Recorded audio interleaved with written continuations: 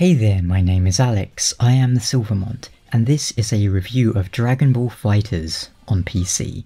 This review is not sponsored in any way, and I've played the game for around 10 or 12 hours. There's a lot more to the game, but unfortunately I don't have the time right now to put more hours in. So, let's get started. What is FighterZ? Well, it's a 2D anime fighter from the studio that brought you BlazBlue and Guilty Gear. If you don't know what Dragon Ball is, then this game might be quite confusing to you. The story mode jumps right in and assumes you are at least somewhat familiar with the settings and characters. So far as I'm aware, there's no catch-up mode that gives you an introduction to the series and world. If that's what you're after, you might have to read a summary online somewhere, or just start watching the anime. If you've played just about any 2D fighter from Japan, you'll have a rough idea of how it works. FighterZ uses a 3-on-3 fighting system, wherein you can tag characters in and out almost at will. KO all 3 characters on the enemy team and you win. Lose all 3 of yours, well, you lose. As you fight, you will build up a super meter, which can be used in several ways. One bar gets you a super attack or a charged special attack. Essentially, you can modify a character's special attack by using super to perform a more powerful version that will do more damage, have more range or more hits, and so on. 3 bars gets you an even stronger super attack. You can also use the meter in other ways. For example, pressing Y and B on the Xbox controller will perform a vanish, where your character teleports behind the enemy at the cost of 1 meter. For the most part, FighterZ has very simple inputs. Every special and super attack is done with a simple quarter circle forwards or backwards input. The game also features an auto combo system wherein you can effectively keep hitting the button and the game will chain together some attacks for you. Of course, the more impressive combos have to be input manually, and some of them are quite hard to pull off. And if you haven't figured it out yet, this is not my particular genre. I'm absolutely terrible at 2D fighters. I was always more of a Virtua Fighter or DOA person. FighterZ also includes a super dash to quickly close the distance and a dragon rush for block happy foes. There are no real grabs for the most part, however. One last mechanic is a sparking burst, wherein your character becomes vastly more powerful for several seconds, and this mechanic lasts longer the fewer characters you have remaining, so it's probably intended to be a comeback mechanic, you could call it. The gameplay is very easy to get into, and it's a lot of fun if you're playing people around your skill level, which is very low for me. But if you fight someone who knows what they are doing and is a lot better than you, then expect to essentially spend the whole match watching them endlessly combo you into oblivion whilst you can't really do much about it. So, it's easy to get into, but presumably will have a fairly high skill ceiling. Although at time of writing, game's been out for about 3 or 4 days, and I don't know if a meta has been established or even tier lists or anything like that. And I expect a lot of new players will go online, get completely stomped, and then kind of lose motivation to keep playing, but who knows. So far as the roster goes, there is some bizarre choices, but for the most part I'm happy with it. I feel like we didn't need 2 Gohans, 2 Gokus, and 2 Vegetas, not to mention 2 Boos, especially if that's going to take away other characters such as the very obvious Muten Roshi, who I was hoping to put in my team. But my man sells this, so I can't be too upset. There's an expensive season pass which is set to add 7 or 8 more characters, but according to at least one rumour or leak out there, 2 of those characters are another Goku and another Vegeta, and then Vegito, who is Goku and Vegeta, and then Cooler, Bardock, Merged Zamasu, Broly. I don't really remember all of them, I just remember that it had another Goku and Vegeta and it made me sigh. Still, no huge complaints for the roster. One interesting observation is that there are 2 female characters in the roster, and one of them requires quite some time to unlock. Now that's not something that bothers me, but I do find it a little interesting, as fighting games have typically been fairly good at having a roughly even split between male and female characters. But on that note, you start off FighterZ with all but 3 characters unlocked from the base roster, not including DLC. Super Saiyan Blue Goku and Vegeta, or Super Saiyan God Super Saiyan, can be unlocked with a pre-order bonus, or in-game via coins, or beating a tougher course in arcade mode. And Android 21 I think is unlocked via the story mode or something like that. And let's speak about the in-game currency and lobby system. The game has a form of loot box, you could say. Almost everything you can do in the game earns you zenny, which you can then use to buy capsules, which will have something in. Titles, lobby characters, different colours for your fighters, and so on. Nothing here really changes the gameplay much, it's all just visual stuff. If you can buy zenny with real money, I've not seen how you do it. The game is quite generous with zenny, so you'll probably be swimming in it. The lobby system itself is how you access everything in the game. You start the game and are put into a 3D lobby where you can walk around, see other players, choose a game mode, including story mode. There are offline lobbies, and when the game came out I had to go in that because every lobby was completely full, as they clearly underestimated how popular it would be at launch. There's arcade mode, story mode, ranked, casual, replays, practice, local play. You can also straight up fight people in the lobby, in what is known as arena or ring matches. In essence, you go to the arena in the middle of the lobby and you can fight people there, or you can create a ring around your character and set it to public or private with a password, and others can enter that ring and fight you. This is how you access the game's most interesting, to me, mode, party fights. This is a battle between 6 players, 3 per side, each controlling one character. It's really fun and reminds me of DOA 4's tag battles, which I used to do all the time. It lets you play with a friend or 2 against random strangers, or maybe just all your friends all on both teams. But here's the problem. Right now, it can be a bit of a nuisance to set those up. Communication in the lobby is extremely limited to preset messages. Even on the PC version, you can't type to other people in the lobby, which is a strange choice.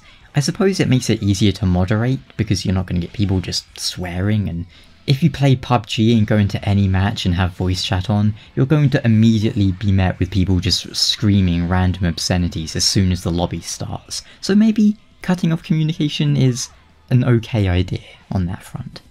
There's no matchmaking outside of ranked and casual, and playing with a friend seems to require you to both get into the same lobby and then make a private ring match, which is a bit convoluted. Sometimes you just want to, invite a friend and play with them for a few matches. There are so many improvements that could be made, and hopefully will be made, in future updates. For example, why not have the option, when creating a ring match, to either have the ring be, looking, neutral, or closed?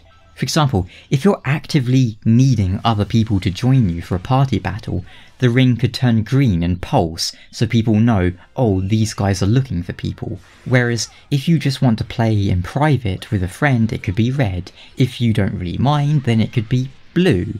Or they could straight up have matchmaking for the party mode and all the modes. So yeah, there's a few bizarre design choices there, but it all roughly works once you get used to it.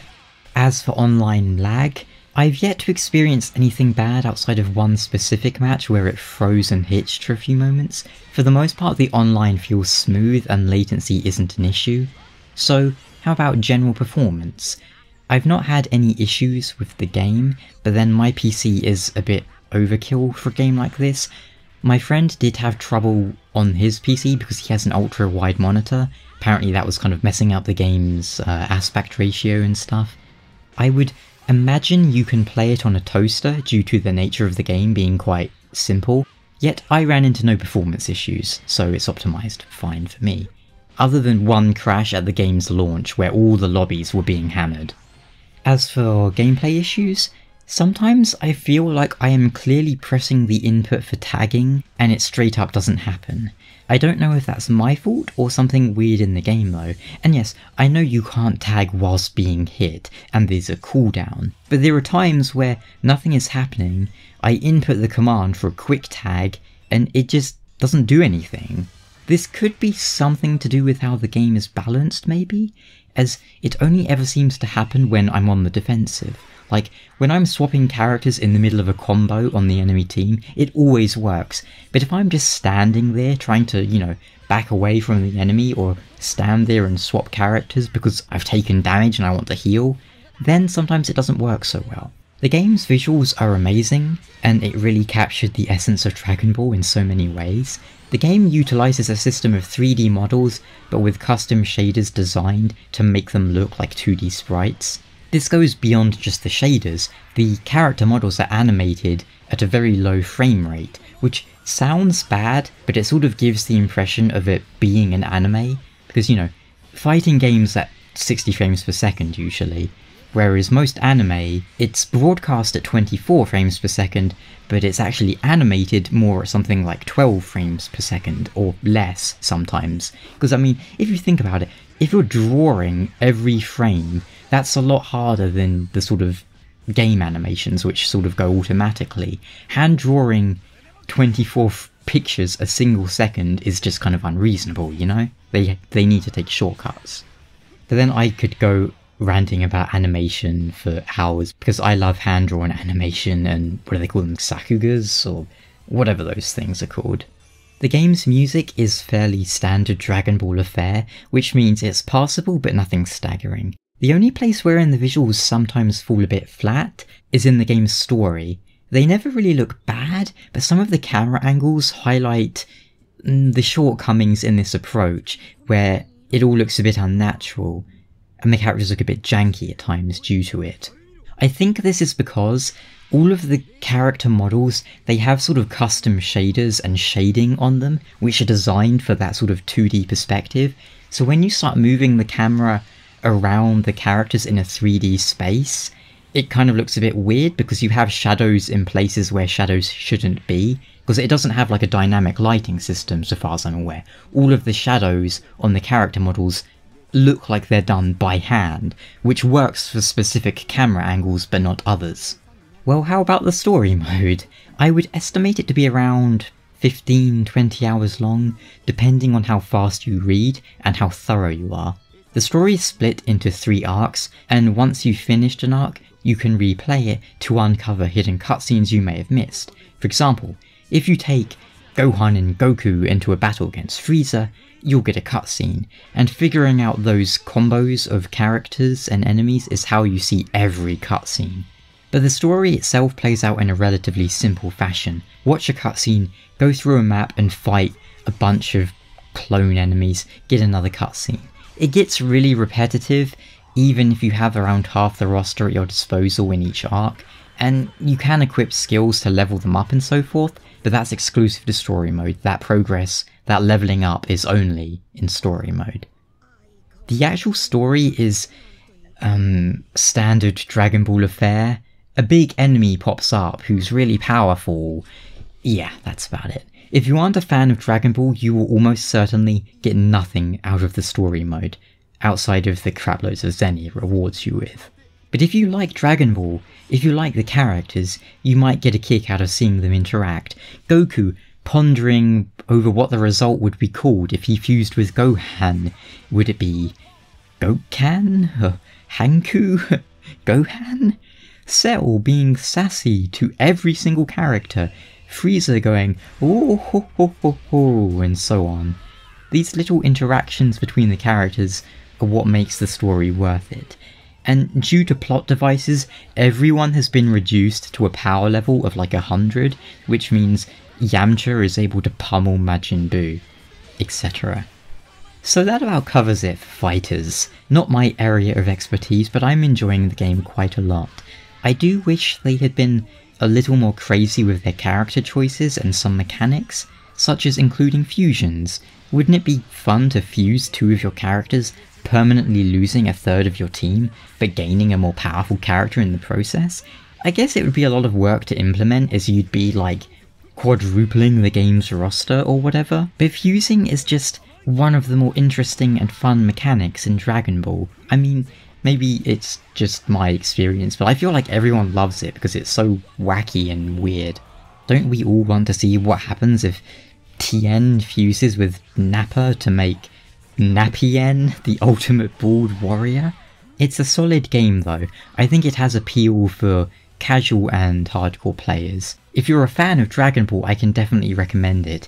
If you're not a fan of Dragon Ball, it's still a fun game, but you're gonna be kinda confused, perhaps. How well they handle the post-launch content remains to be seen. Hopefully they will support the game for a while and update it. I hope they bring in Roshi, because I need him for my team. Incidentally, my team is currently Cell, Goku Black, or, Zamasu, and Yamcha. I really like Piccolo as a character. He's my favourite. My favourite Dragon Ball characters are Cell and Piccolo. I just don't like how Piccolo plays in the game, which is a shame.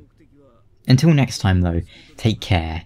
Now, to continue working on Monster Hunter. 私に善戦したご褒美に教えてあげます。フリーザ様、こいつらに情報を与える必要は。いいではないですか。こうして恐怖心を煽ってやるのも一興です。